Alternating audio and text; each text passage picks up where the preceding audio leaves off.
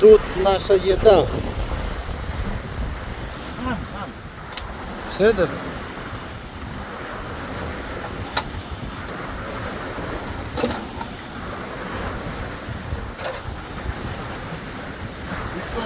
זה היה תרנגול שהיה בחמית.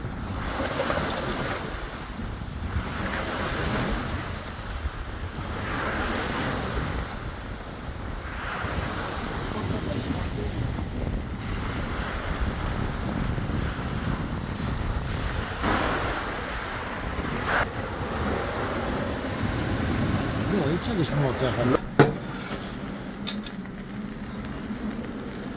כן, שומעים. האמת שאני יאללה, מתעסק.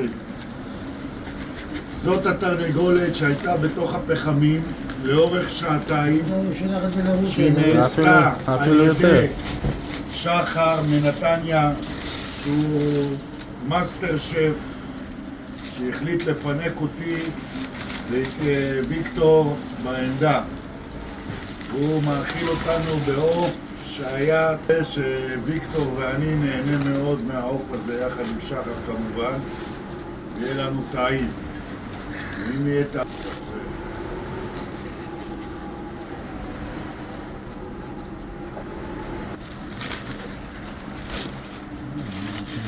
מה זה? מה לאכול פה?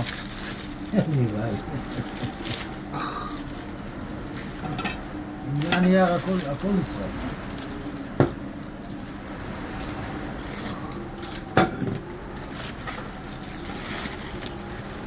או.